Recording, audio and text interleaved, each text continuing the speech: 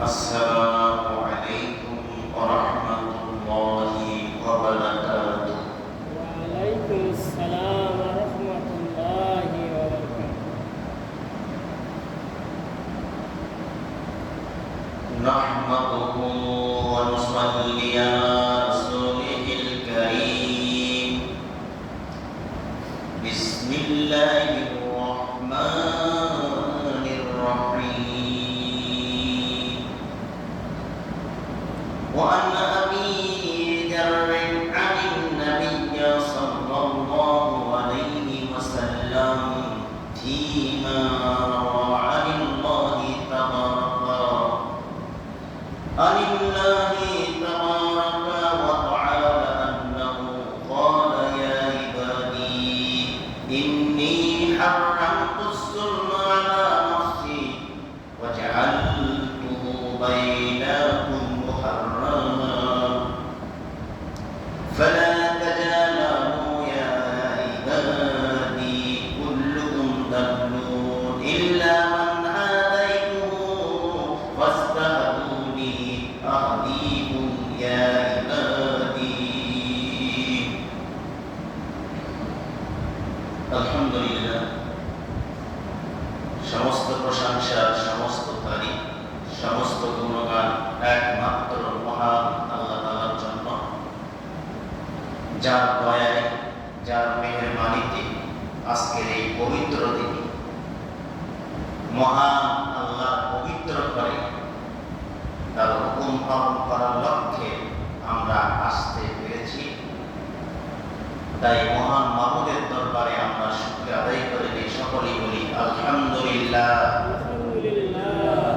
লক্ষ কোটি কোটি দরুদ বর্ষিত হোক, পেশ হোক আমাদের প্রাণপ্রিয় নবী, আখিরি নবী, নবীদের সত্তার শিরোমণি আশরাফুল আম্বিয়া জনাব মুহাম্মদ রাসূলুল্লাহ সকলেই বলি সাল্লাল্লাহু আলাইহি ওয়াসাল্লাম।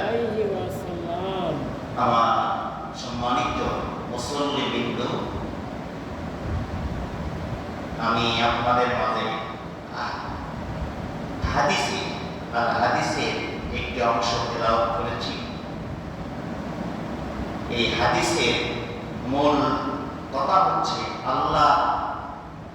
আল্লাহ পাকের মহত্ব বা ভালোবাসা।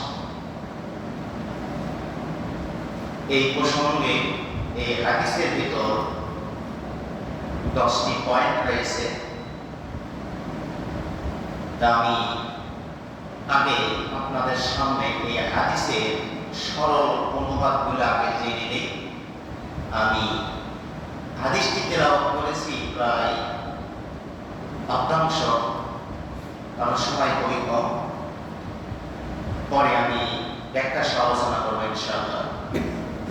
এই হাদিসটি বর্ণনা করেন হযরত আবু যর রাদিয়াল্লাহু তাআলা আনহু হইতে। তিনি নবী করিম সাল্লাল্লাহু আলাইহি ওয়াসাল্লাম হইতে বর্ণনা করেন, আর মুহাম্মদ সাল্লাল্লাহু আলাইহি ওয়াসাল্লাম স্বয়ং আল্লাহ থেকে বর্ণনা করেন। বলেন সুবহানাল্লাহ। এই হাদিসে আল্লাহ তাআলা বলেন, হে আমার বান্দারা, আমি জুলুম করাকে আমার উপর হারাম করে দিয়েছি এবং তোমরাও পরস্পরের জন্য তা হারাম করে দিয়েছি। অর্থাৎ তোমরাও পরস্পরের জন্য তোমাদের জন্য জুলুমকে হারাম করে দিয়েছি, কাজেই তোমরা একে অপরের প্রতি জুলুম করবে না। এই হাদিসের ব্যাখ্যা আমরা পরে আবার আলোচনা করব। আগে আমরা সরল অনুবাদটা জেনে নিই। 2, ইয়া ইবাদি, হে আমার বান্দারা, আমি যাদেরকে হিদায়াত দান করেছি তারা ছাড়া তোমরা সবাই বিপদগামী। আমি যাদেরকে হিদায়াত দিয়েছি তারা ছাড়া সবাই তোমরা বিপদগামী। অতএব তোমরা আমার কাছে হিদায়াত চাও, আমি তোমাদেরকে হিদায়াত দিব। বলেন সুবহানাল্লাহ। 3 নম্বরে বলেন, ইয়া ইবাদি, হে আমার বান্দারা, হে আমার বান্দারা, আমি যাদেরকে খাবার দিয়েছি তারা ছাড়া তোমরা সবাই ক্ষুধার্ত। সুতরাং আমার কাছে তোমরা খাবার চাও, আমি